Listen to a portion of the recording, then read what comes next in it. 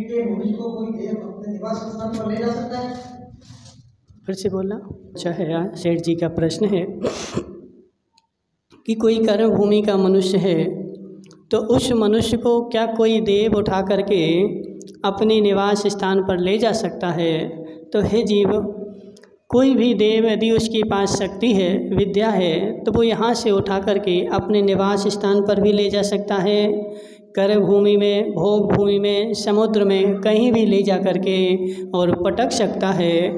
ऐसे उदाहरण आगम में, पुराणों में खूब सारे भरे पड़े हैं। बहुत सारे मुनिराजों को उठा करके ले गए और उठा करके ले जा करके समुद्र में पटक दिया, कोई दूसरे क्षेत्र में पटक दिया, नदी में पटक दिया। तो ऐसे बहुत सारे उदाहरण हैं। तो देव की, हाँ, पूर्व भाव का बैर था तो पूर्व भाव के बैर के वशीभूत होकर के वह उनको उठा के ले गए। इसलिए मोहित भाई, किसी से बैर नहीं रखना। हाँ हाँ, एक तरफा बैर रखें, अपन उसको अपन उसको माफ कर दिया, ये उसका अंदर गठन माफ तो उसका क्या नतीजा होगा? बहुत अच्छा प्रश्न है इनका कि यदि कोई जीव, हमने तो उसको बैर छोड़ दिया लेकिन सामने वाला हमसे एक तरफा बैर रख रहा है, तो हम उसके लिए क्या करें? तो हे जीव, ये साक्षात पारसनाथ ने हमें उदाहरण दिया है कि यदि एक तरफा कोई बैर रखता है तो वो भी हमारे पाप कर्म का ही उदय है और उस पाप कर्म में हमें समता परिणाम ही रखना पड़ेगा। हमने छोड़ दिया, हमारा कोई बैर नहीं है, बैर उसके पास है और उसका है और वो बांधे है तो उसको बांधे रहने दो। हमने तो छोड़ दिया और हमने छोड़ दिया तो वह बैर हमारे लिए पाप बंध का, कर्म बंध का साधन नहीं है। वो रखेगा तो उसके लिए, वो परेशान वो कर ही नहीं सकता। तुम्हारे कर्म ही तुम्हें परेशान करेंगे, सामने वाला तुम्हें परेशान नहीं कर सकता है। तुम्हारे अशुभ कर्म ही तुम्हें परेशान करेंगे, तो उनको अपन को झेलना पड़ेगा। तो वो निकल जाएंगे, फिर हम भी भगवान बन जाएंगे।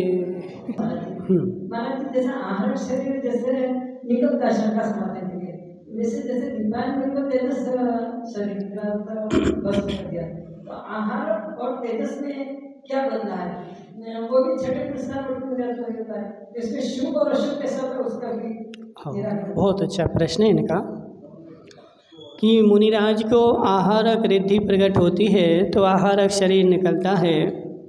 तो जैसे आहारक शरीर निकलता है और ऐसे तेजस भी निकलता है। तो द्विपायन मुनि को तेजस निकला और उसने द्वारका को भस्म कर दिया। तो आहारक में और तेजस में क्या अंतर है?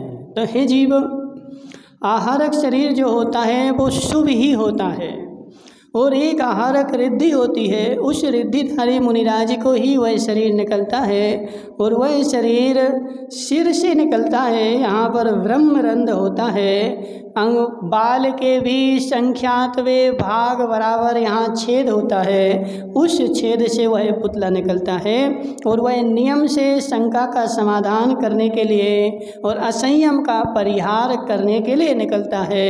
लेकिन तेजस जो है वो शुभ और अशुभ दो प्रकार के होते हैं। शुभ जो होता है वो बाएं कंधे से निकलता है और अशुभ जो नहीं, शुभ जो होता है वो दाएं से निकलता है। दाएं से शुभ और बाएं से अशुभ पुतला निकलता है। शुभ जो होता है वो धवल वर्ण का होता है, अशुभ जो होता है वो सिंदूर के कलर का होता है।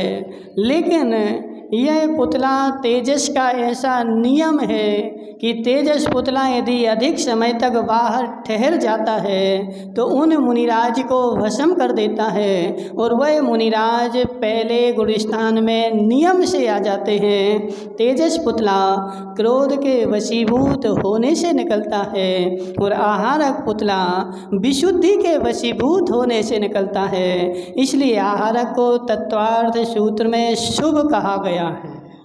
तो आहारक जो है वो नियम से शुभ ही होता है, लेकिन तेजस शुभ अशुभ दोनों प्रकार के होते हैं। और तेजस जो हैं वो कंधे से निकलते हैं, क्योंकि हैं दोनों रिद्धियाँ ही। और यह यदि तेजस ज़्यादा समय रुकते हैं तो उन मुनिराज का गुण स्थान भी गिर जाता है और उनका मरण भी हो जाता है। यह दोनों में पहले श्लोक में शाही शाही मिश्र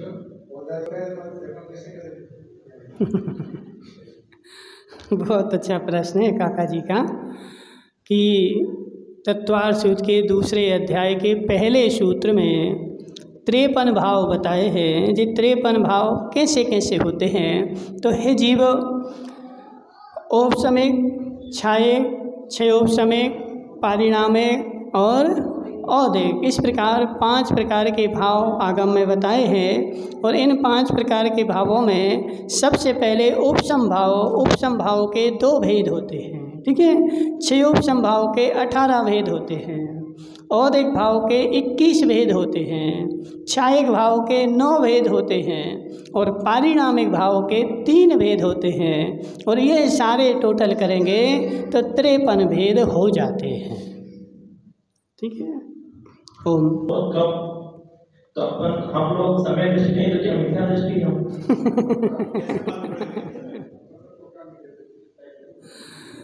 बहुत अच्छा प्रश्न है इनका कि कहने में आता है, बोलने में आता है, पढ़ने में आता है कि सम्यक दृष्टि जो हैं वो बहुत कम होते हैं। तो हम क्या सम्यक दृष्टि हैं या मिथ्या दृष्टि हैं? तो हे जीव, यह प्रश्न तो सीमंदर स्वामी के समवसरण में जाओगे तभी इसका उत्तर मिलेगा, ठीक है ना, कि हम सम्यक दृष्टि हैं कि मिथ्या दृष्टि हैं। क्योंकि यह अंदर की सूक्ष्म बात है और अपने अपने सम्यक्त को देखने के लिए हम आगम का अभ्यास करें, आगम का आलोड़न करें और आगम का ज्ञान करें और फिर अपने आप को मिलाएं कि इस कोटि पर हम खरे उतर रहे कि नहीं उतरे। और यदि उस आगम की कोटि पर खरे उतर गए तो सम्यक दृष्टि हैं, और नहीं उतरे तो उतरने की अपन को प्रयास करना चाहिए, उससे हमारा सम्यक्त बढ़ेगा। क्योंकि सम्यक्त जो है वो सूक्ष्म परिणति है। और आगम में 4 प्रकार के अनुयोग हैं और चारों प्रकार के अनुयोगों में अलग अलग प्रकार से सम्यक्त की पहचान बताई है। प्रथमानुयोग में जाओगे तो ऊपर ऊपर से बताएंगे, करणानुयोग में जाओगे तो एक एक सूक्ष्मता को पकड़ के बताएंगे, द्रव्यानुयोग में जाओगे तो तुम्हारे एक एक भाव को पकड़ेंगे, चरणानुयोग में जाओगे तुम्हारे आचरण के संबंध में बताएंगे, उससे सम्यक मिथ्यात्व बताएंगे। जो इन चारों अनुयोगों पर खरा उतर जाएगा वह शुद्ध सम्यक दृष्टि कहलाता है। तो हमें आगम का अभ्यास करके और उससे देख करके और सम्यक मिथ्यात्व का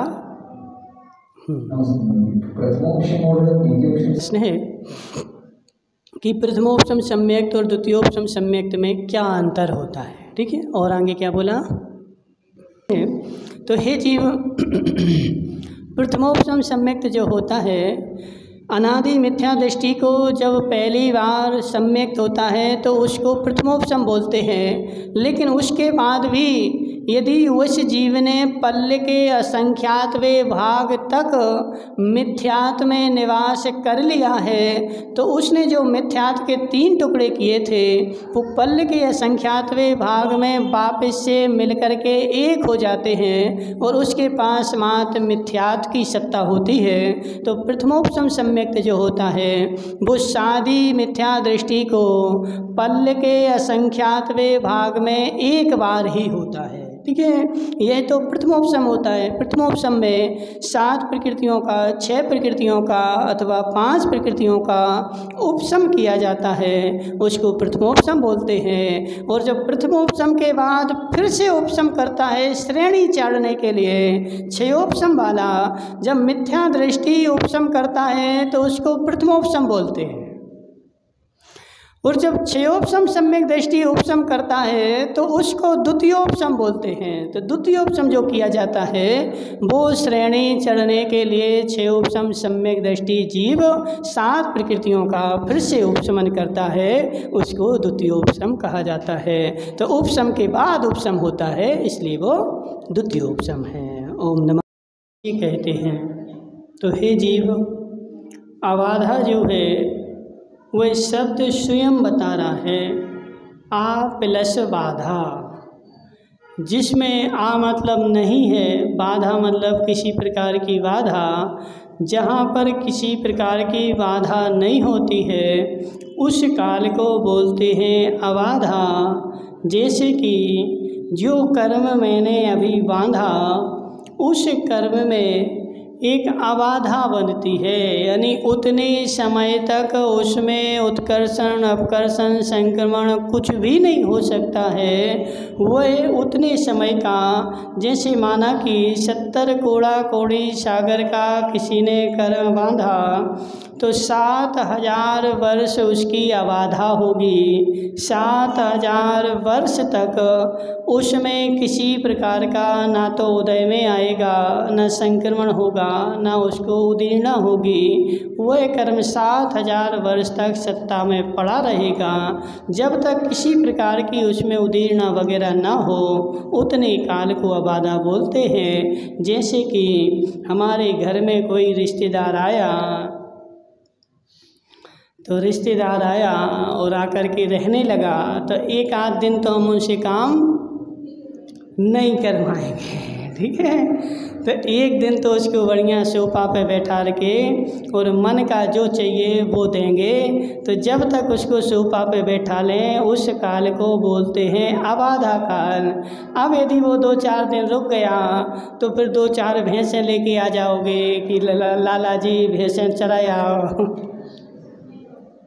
ठीक है ना। तो जब तक कोई एक बाधा नहीं उसका नाम अबाधा। समझ में आ गया? बोल। हमारा पहला प्रश्न है त्रस नाली का विस्तार से बताइए, तो बताइए त्रस नाली। त्रस नाली, बहुत बढ़िया। काका जी का प्रश्न है त्रस नाली किसे कहते हैं, इसको बताइए। तो हे जीव, त्रस नाली जैसा शब्द से ही अर्थ है कि जहाँ पर त्रस जीव रहते हैं उस रहने के स्थान को त्रस नाली बोलते हैं। ये त्रस नाली 343 घन राजू के बीच मध्य में एक पाइप के आकार की चौकोर एक नाली है। एक राजू चौड़ी, एक राजू, ठीक है, एक चौड़ी ऐसी और एक चौड़ी ऐसी, और कुछ कम 13 राजू ऊंची एक त्रस नाली बनी हुई है, जिसमें त्रस जीव 2 इंद्रिय 3 इंद्रिय 4 इंद्रिय जीव 5 इंद्रिय जीव रहते हैं। इसमें सब आ गए, तुम्हारे देव भी आ गए, नारकी भी आ गए, मनुष्य भी आ गए, त्रियंच भी आ गए, संग 2 इंद्रिय से सब इसी के अंदर रहते हैं। उस 1/1 गुणित कुछ कम 13 उस स्थान को त्रस नाली बोला जाता है। इसमें त्रस जीव रहते हैं।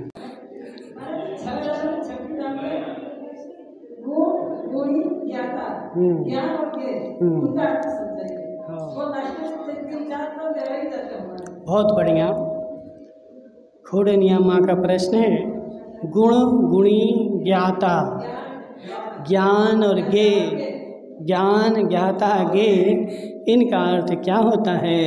तो हे जीव, गुण और गुणी, तो गुणी का मतलब होता है जिसमें गुण रहते हैं, गुण पाए जाते हैं, उसको गुणी बोलते हैं। और जो रह रहा है उसको गुण बोलते हैं। जैसे माना कि ज्ञान है तो ज्ञान हमारा गुण है और आत्मा जो है वो गुणी है, ठीक है ना। तो जिसमें जो होता है वो गुण है, जिसमें होता है वो गुणी है। आत्मा गुणी है, ज्ञान गुण है, ज्ञान गुण है। अब तुमने क्या बोला? गुण गुणी ज्ञाता। जो जानता है गुणी है वही ज्ञाता है। जीव जो है वही ज्ञाता है, जीव का गुण ज्ञान है। गे सहोद्रव्य गे है। गे मतलब जो ज्ञान का विषय बनता है उसका नाम गे है। जो जो देखने में आता है, जानने में आता है, संसार का प्रत्येक पदार्थ जो जो हमारे ज्ञान का विषय बनता है वह सब गे कहलाता है। गुण गुणी ज्ञाता ज्ञान गे विकल्प कछु भेदई न जहाँ। तो 8वें गुण स्थान में जब जीव जाता है तो वहाँ पर जे सारे भेद अभेद को प्राप्त हो जाते हैं और अभेद की धारा वहाँ पर बहने लगती है।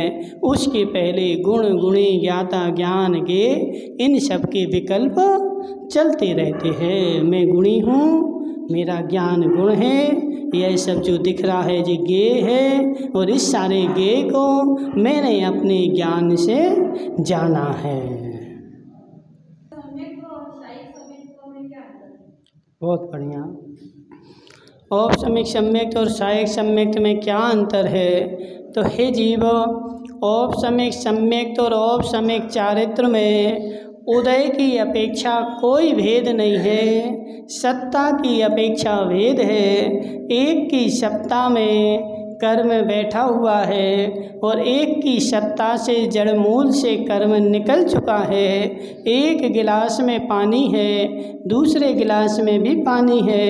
एक गिलास के पानी में नीचे काई जमी हुई है और दूसरे गिलास के पानी में किंचित मात्र भी काई नहीं जमी है, स्वच्छ है। सत्ता में भी स्वच्छ है और नीचे तलहटी में भी स्वच्छ है, उसको बोलते हैं छायक। और जो ऊपर ऊपर स्वच्छ है, नीचे नीचे जिसमें काई जमी है, उसको बोलते हैं औपसमिक। तो औपसमिक में आगे वह उदय में आकर के और मेला कर सकता है, लेकिन क्षय में मेले होने की कोई भी गुंजाइश नहीं है। यह दोनों में अंतर है।